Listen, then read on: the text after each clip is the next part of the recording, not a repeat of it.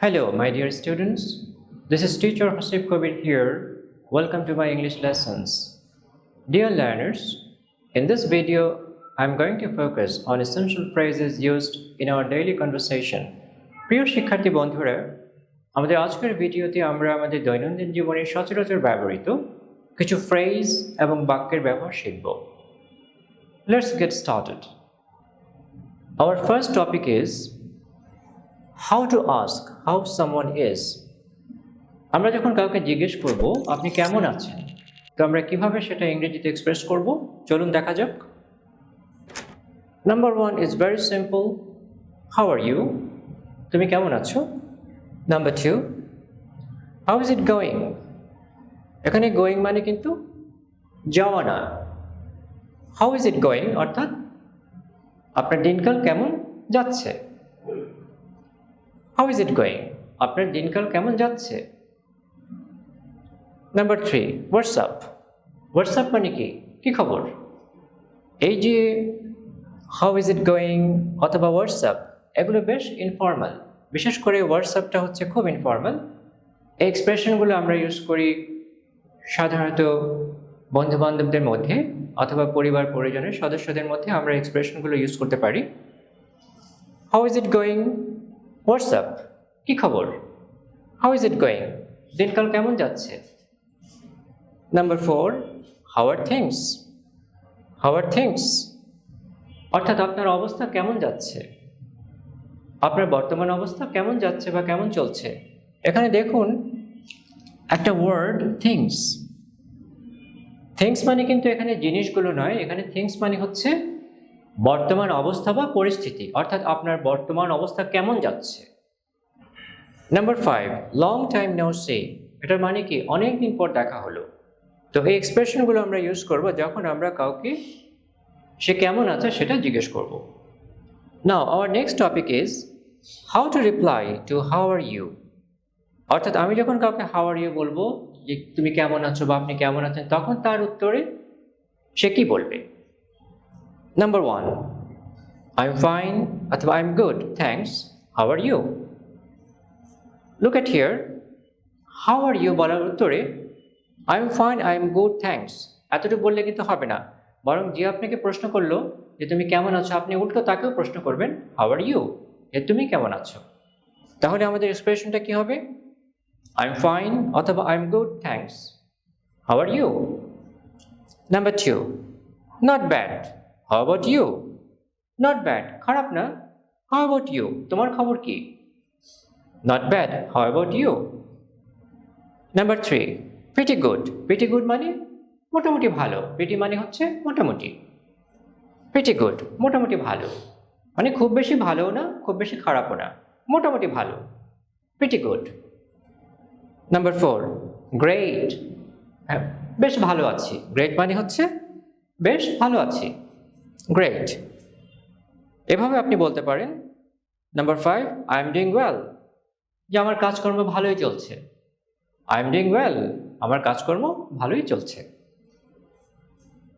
Number 6, I am so so. What is the meaning of so so? So so মানে হচ্ছে তেমন ভালো না, মোটামুটি ভালো তেমন ভালো না। I am so so. তো এই এক্সপ্রেশনগুলো আমরা ইউজ করব যখন কেউ আমাদেরকে হাউ আর ইউ বলবে, অর্থাৎ তুমি কেমন আছো তার উত্তরে আমরা এই এক্সপ্রেশনগুলো ব্যবহার করব। Hour next topic is how two thank someone. আমরা যখন কোনো ব্যক্তিকে ধন্যবাদ জানাবো তো কিভাবে জানাবো? Look at these expressions. Number 1, thank you. It's very simple and very common. Thank you. Thanks a lot. Number 3, we really appreciate it. This is a standard expression. আমরা এক্সপ্রেশনটা ব্যবহার করতে পারি, এটা একটা ভালো expression. We really appreciate it এটার মানে কি আমরা বা আমি সত্যি কৃতজ্ঞ। We really appreciate it, আমি বা আমরা সত্যি কৃতজ্ঞ। আমরা এইভাবে থ্যাংক ইউ জানাতে পারি। Number 4, thank you very much অথবা থ্যাঙ্কস এ মিলিয়ন, মানে অসংখ্য ধন্যবাদ। থ্যাঙ্কস এ মিলিয়ন, অসংখ্য ধন্যবাদ। Our next expression is number 5. I can't thank you enough.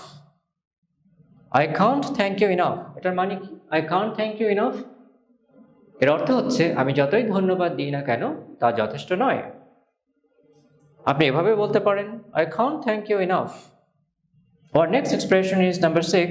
I owe you one. owe মানে ঋণী, আমি আপনার নিকট ঋণী। I owe you one, আমি আপনার নিকট ঋণী হয়ে পড়েছি। I owe you one, এটাও বলতে পারেন owe, এটার প্রনাউন্সিয়েশন লক্ষ্য করুন owe, I owe you one, আমি আপনার নিকট ঋণী। Now our next topic is কেউ যখন আমাকে থ্যাংক ইউ বলবে আমি তার উত্তরে কি বলবো? তো থ্যাংক ইউর উত্তরে আমরা এভাবে বলতে পারি number 1, not at all. Not at all, not at all মানে কি? ও কিছু না, নট অ্যাট অল। কেউ আপনাকে থ্যাংক ইউ বললো, আপনি উত্তরে বললেন নট অ্যাট অল, ও কিছু না। Number 2, you are welcome. You are welcome, আপনাকে স্বাগত, you are welcome. Number 3, glad to help, অর্থাৎ আপনাকে সাহায্য করতে পেরে আমি আনন্দিত, glad to help. Number 4, don't mention it. এগুলো ভালো এক্সপ্রেশন, থ্যাংক ইউর উত্তরে নেটিভরা এগুলো ব্যবহার করে, তো আপনারাও সবসময় এগুলো ব্যবহার করার চেষ্টা করবেন। নর্মালি ইউ আর ওয়েলকাম এগুলো না বলে ডোন্ট মেনশন ইট এক্সপ্রেশনগুলো ব্যবহার করার চেষ্টা করবেন। ডোন্ট মেনশন ইট মানে ধন্যবাদ দেওয়ার কোনো প্রয়োজন নেই, ডোন্ট মেনশন ইট, ধন্যবাদ দেওয়ার কোনো প্রয়োজন নেই। Number 5, no worries. No worries means ওটা নিয়ে ভাববেন না, ওটা নিয়ে ভাববেন না, no worries.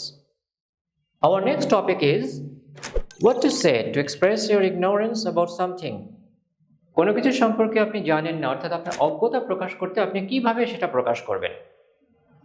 Number 1, I don't know. Very simple and easy. আপনি বলতে পারেন I don't know about it. I don't know about it. আমি এটা সম্পর্কে জানি না। It's very simple. Number 2, I have no idea. আমার কোনো ধারণা নেই। I have no idea. আমার কোনো ধারণা নেই। Number 3, not have a clue. Not have a clue means আমার এ ব্যাপারে কোনো ধারণাই নেই, not have a clue, এ বিষয়ে আমার কোনো ধারণাই নেই। Number 4, I'm not sure. I'm not sure. Look at the pronunciation of sure, S-U-R-E, sure। এটা উচ্চারণ কিন্তু আমরা দুভাবে করতে পারি। একটা হচ্ছে sure, আমরা আমাদের প্রনাউন্সিয়েশন ক্লাসে এগুলো আলোচনা করেছিলাম, sure। একটা হচ্ছে I'm not sure, অথবা আমরা এটাকে এভাবে বলতে পারি sure, I'm not sure। I'm not sure, আমি নিশ্চিত নই, sure অথবা sure। I'm not sure, আমি এ বিষয়ে নিশ্চিত নই, আমি এ বিষয়ে নিশ্চিত নই। I'm not certain. I'm not certain. Certain means নিশ্চিত।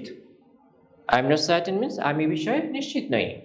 তাহলে I'm not sure অথবা I'm not certain এগুলোর মানে হচ্ছে আমি এ বিষয়ে নিশ্চিত নই।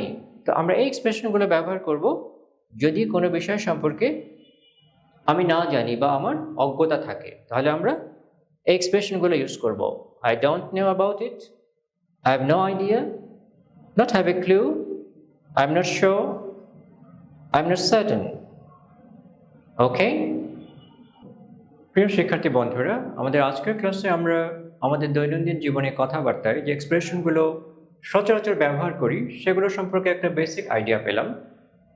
এই এক্সপ্রেশনগুলো হয়তো সবারই কম বেশি কিছু জানা আছে, কিন্তু সমস্যা হচ্ছে আমরা এগুলো ব্যবহারে অভ্যস্ত নই।